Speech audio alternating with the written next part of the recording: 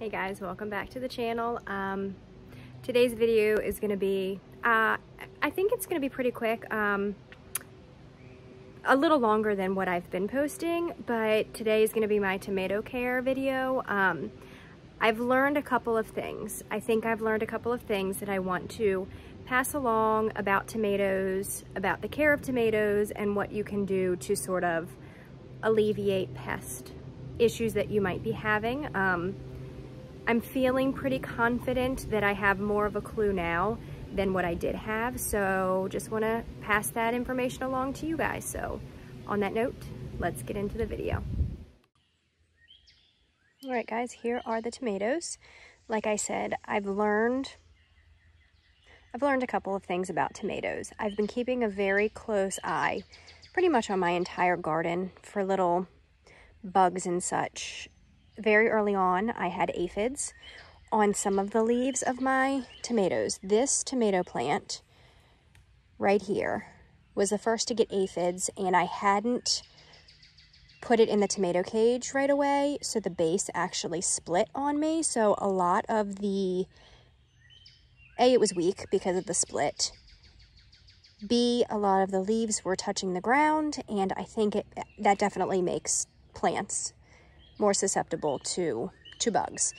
Like I think I said in another video, the pheromones that the plant releases whenever it gets cut or it gets damaged is pretty much just a signaling to insects and bugs. Got this guy staked, and I've been keeping, I should say caged, but I've been keeping a very close eye on this one. Started with aphids, and then obviously the rest of the tomato plants. I found a recipe for a neem oil spray that I used once on this guy early on. I've just been keeping a very close eye on the tomato plants and have mostly just been using my finger to wipe away on the underside of the leaves anything that I see. And these raised beds are up. They're up so high that I can pretty much just squat down at the base and look under the leaves. And the way that the light shines through them, I can see so easily what might be hiding on the undersides of these leaves. So today's video, I just sort of wanted to bring you along, talk to you about what I've been noticing with the aphids. I found, like I said, I found the recipe for the spray. I've got my bottle over there, and just do a quick look. I haven't looked at the leaves in a couple of days. That's pretty much, got some flowers going, pretty much what I've been doing with my tomato plants. I will say down around the base, I've had some crazy leaves growing and stems that I have been sort of clipping off because I don't want them to sort of start going crazy, start invading the other tomato plant space. I don't want it to cut back on airflow. I don't want the leaves touching the ground. So I've been keeping the bottom of the tomato plants all through here pretty clean. I did find with my squash plants over there, I did find that initial video where I sort of cleaned up the base of those plants, I wasn't sure what was going to happen. I never went back and sprayed anything on those plants. I thought it would have done damage. They have been doing fabulous. I actually have 2 zucchinis that I need to harvest. I'm gonna do that in another video shortly. It does not seem to have been a detriment to those plants. So every couple of days I come out, I look for damaged leaves, damaged stems, cut them off so that nothing's really touching the ground and keeps the airflow looking pretty decent. That is exactly what I've been doing with the tomatoes. And if I look, I'm going to set the camera down and then just take a peek at some of the undersides of these leaves to see if we can find some aphids that I will just sort of crush and brush off with my finger and call it a day. The neem oil spray over here, I just cleaned out the Windex bottle. You saw it over on the ledge of that raised bed. It is 1 quart of warm water with a half a teaspoon of dish soap and a full teaspoon of neem oil. I just go through, I spray, I pretty much drench the entire area where I found any aphids. Like I said, I only did it once with these tomato plants, but I'm having a different species aphid problem in some of my flowers over across my yard. I've been drenching them with this same spray and it seems to be working. So I'm going to keep up with that. From what I've read, the good insects, the bees, the butterflies, the ladybugs, it doesn't seem to affect them because they're not a chewing bug. Specifically for the aphids, they are a chewing bug. So the neem oil is supposed to kill them. I believe the dish soap is what sort of binds the neem oil and the spray to the plant for an extended period of time, so it's actually able to be effective. So that's what has been helping me the most, really keeping on top of it, like I've heard other people say, on a daily, if not every other day basis, just to check the undersides of the leaves, wipe away anything I do see, and I'm not seeing an infestation manifest yet, at least at this point. So I'm actually just looking up here. I do have, looks like eggs and some little, let's see if it'll focus in, larva of some sort. I haven't seen that at all before. I don't know what those are. My biggest fear is that I'm killing things that I shouldn't be killing, but I guess really better safe than sorry. I feel like bugs should not be looking like that on my plants. So I've sort of just been flicking things away, rubbing things away that I see. So I'm gonna leave you guys right here. If I find anything, show you how I wipe off the leaves, and if something seems bad enough, I'll give it a quick spray. Okay, right here, you can see that looks a little black on the screen. They're sort of little purple aphid guys. That's an aphid right there. I'm gonna go ahead and just brush that away with my finger and call it a day. That really is all that I've been doing. I haven't found much more than that. It's just a couple of aphids on the undersides of some of my leaves, and I seem to be getting to them fast enough. I don't see any more on this plant. This was the plant that I was having more of an issue with. It's not the entire plant. It's just a couple of leaves. Whoop, there's another one. One little guy right here. See him right there on that leaf. I'm just going to sort of crush him and brush him away.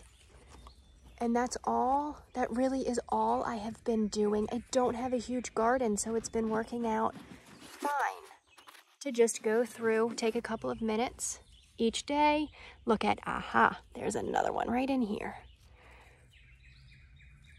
Wipe them off. If anything seems to get too out of control, I'm gonna spray them. But other than that, I'm gonna keep doing what I'm doing. I just wanted to finish up with one more thing that I've learned about cherry tomatoes versus the other types of tomatoes, sort of like your large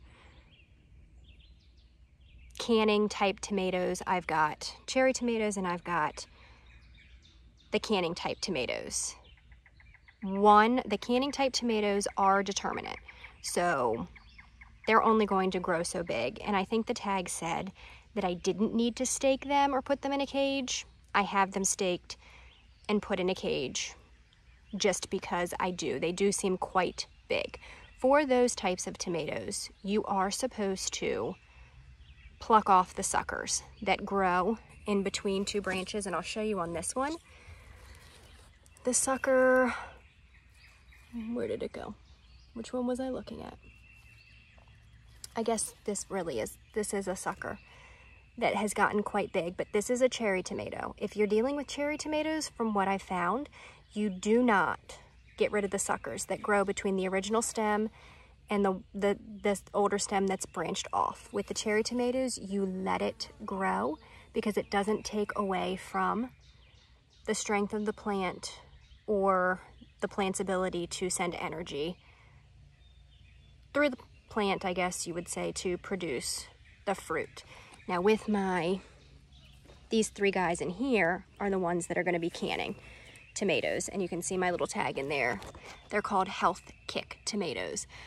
I thought I saw a sucker that was growing while I was looking for bugs here.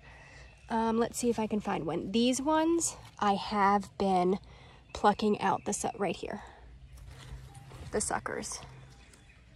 Where did it go? Right here. Oh, of course, that leaf got in the way.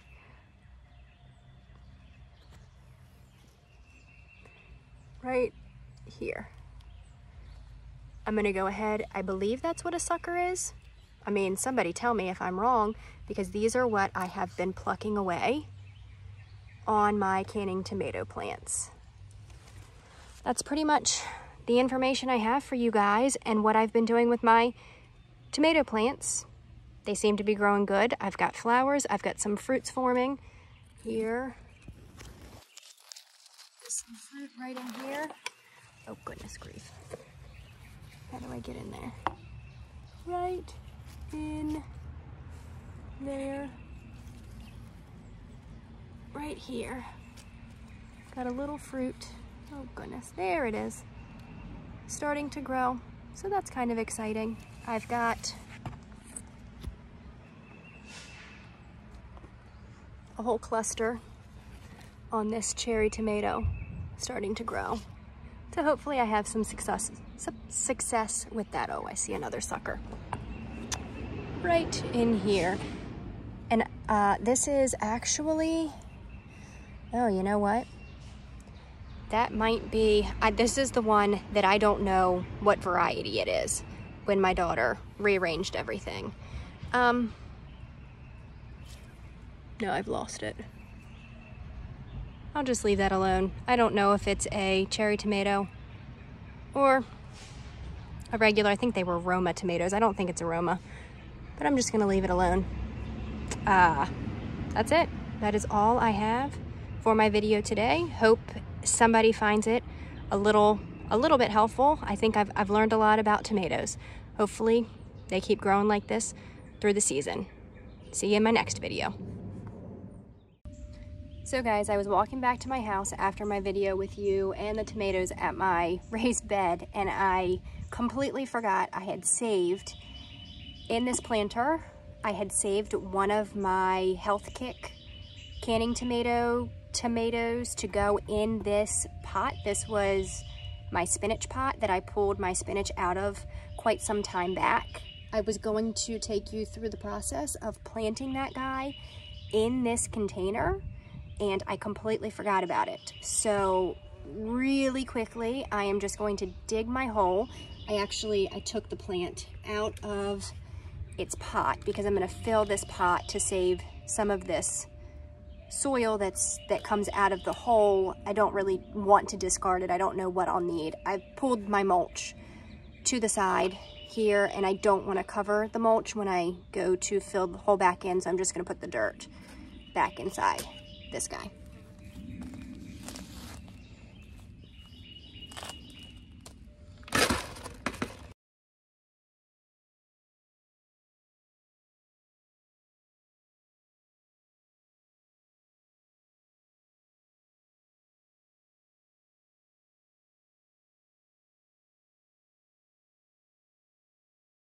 Okay, I made the hole pretty deep because rule of thumb with tomatoes, they will grow new roots if you drop the stem down into the ground. So with my tomato,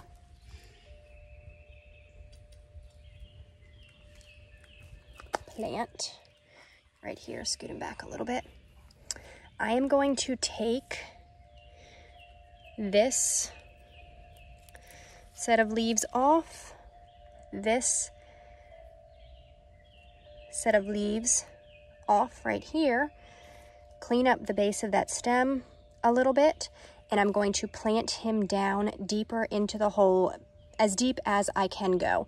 He actually was a lot more root bound than I thought he was, so I'm just gonna fluff up the roots before I stick him down in, maybe break some off, and that will allow me to get down into the hole just a little bit deeper.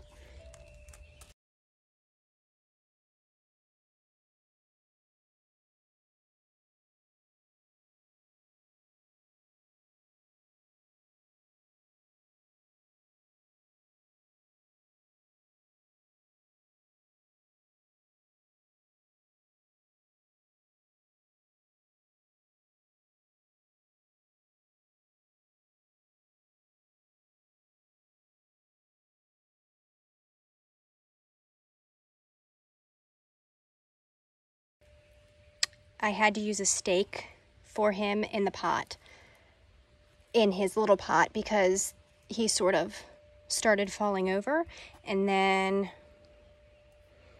I just tried to reposition that little stake and broke off a cluster of flowers right here. So that's pretty sad. Oh well, I do have another cluster that's right here. So I think I'm gonna need to get a cage for him. Maybe, I don't know. I don't know what I'm gonna do, but I'll keep you guys posted whenever I do decide. That is all I have for today's video. Thanks so much, guys, for watching. Thanks for stopping by. I hope some of this information helped. Please stay tuned. I'll see you guys in my next video.